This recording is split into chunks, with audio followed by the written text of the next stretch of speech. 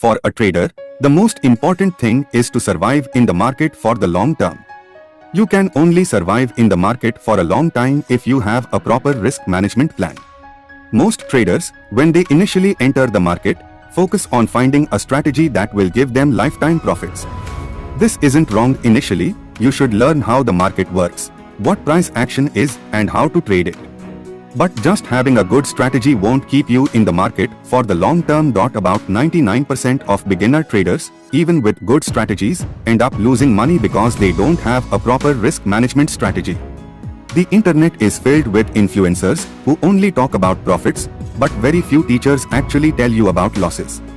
When a trader enters the market, they get a reality check that makes them realize they need to protect their capital. Without capital, you can't trade. To protect your capital, you need a well-defined plan and a well-defined risk management strategy to prevent losing your money. In this video, we'll discuss step-by-step in detail what my risk management plan is, how you can create your own risk management plan, how much risk you should take based on your capital, your position sizing, and the risk-reward ratio you should maintain when trading so you can execute profitable trades. Most of you might be beginner traders and may not watch this video till the end because there might not be anything exciting. But it's these concepts that will make you profitable, so I request you to watch the entire video carefully. Take a pen and notebook to write down the key points so that you won't have to watch another video on risk management again. This video will serve as a complete guide to risk management. If you genuinely want to make money from the market, you need a perfect risk management plan. Let's start the video by first understanding how to follow a strict stop loss for every trade. Before we enter any trade, we already know how much stop loss we will take and when we plan to exit the market. Basically, we know in advance how much money we might lose and whether we can tolerate that loss. If the answer is yes, only then do we enter the trade. Most traders, in the initial stages, think something like, this stock is 100 rupees now, and when it reaches 120 rupees, we'll make a 20 rupees profit. So, they calculate their profits, like, if we buy 100 shares, we'll make 2000 rupees. Or those with more capital will calculate a bigger profit. At this time, they only think about how much money they'll make but don't consider the potential loss. If you want to trade for the long term, you need to flip this thinking process. Now, you should think, this stock is 100 rupees now, and I will place a stop loss at 90 rupees. If I buy 100 shares, I will lose 1000 rupees. Can I tolerate this loss of 1000 rupees? If the answer is yes, only then should you enter the trade because that's the kind of trade you can confidently hold until it either hits the target or the stop loss. Whenever my setup is ready on the charts, I calculate all the risk factors properly before entering, and based on my risk capacity, I execute the trade with a fixed quantity. It's not that if I'm capable of taking a risk, I'll take it randomly. I only prefer to enter trades where the reward is higher than the risk. For example, if I tell you that you have a 50% chance of winning a trade, but you will only get 10 rupees for a 100 rupee risk, would you enter that trade? Your answer would be no. Now, you might be wondering what the ideal risk-reward ratio is. But there isn't a straightforward answer to this because it depends on the strategy you follow.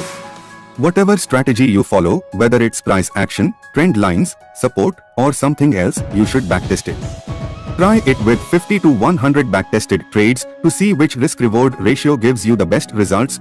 Ideally, I can tell you what I follow. When I swing trade, I use a 1:3 risk-reward ratio, and for intraday trades, I maintain a minimum of 1:2. If the trade doesn't offer at least a 1 to reward, I don't enter. That's my rule, but you can adjust it based on your own preferences. I will provide a chart that will help you understand, based on your strategy's win rate, which risk-reward ratio will be most profitable, result in a loss, or just break even. Take a screenshot so you don't have to rewatch the video. One of the biggest problems traders face is brokerage fees, which eat up most of their capital. You can open your Demat account with mStockBroker, where you'll enjoy zero brokerage fees on all financial assets, whether you trade in delivery, intraday, futures, options, mutual funds, or IPOs. You will benefit from lifetime zero brokerage.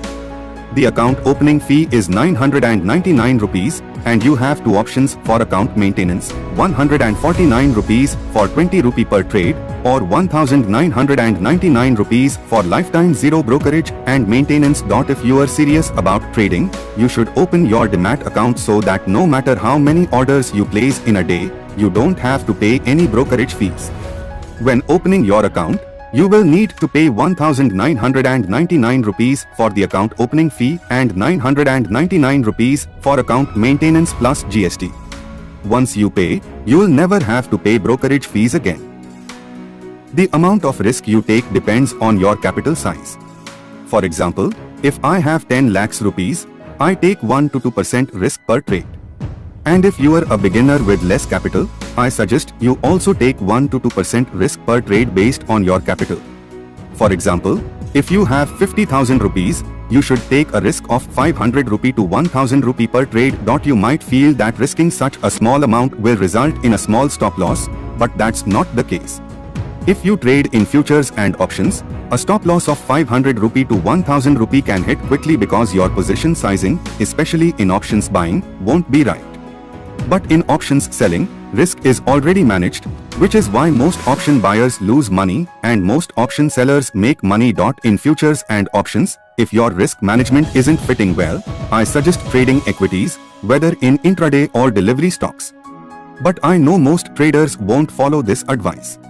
You will only realize the importance of risk management when your capital is gone. In trading, if you lose more than 10% of your capital, remember you will need to make 11% to break even. I will provide a chart showing how much profit you need to break even if you lose a certain percentage of your capital. For example, if you lose 1%, you will need to make 1% to break even. But if you lose 10%, you will need to make 11%. And if you lose 50%, you will need to make 100% profit to reach break-even. This is why I suggest taking minimal risks so you don't have to struggle to break even or recover your losses. If you want to open a Demat account with mstock, the link is in the description. I've been using it for over a year and haven't had to pay any brokerage fees. Thank you. Let me know what topic you'd like the next video to cover.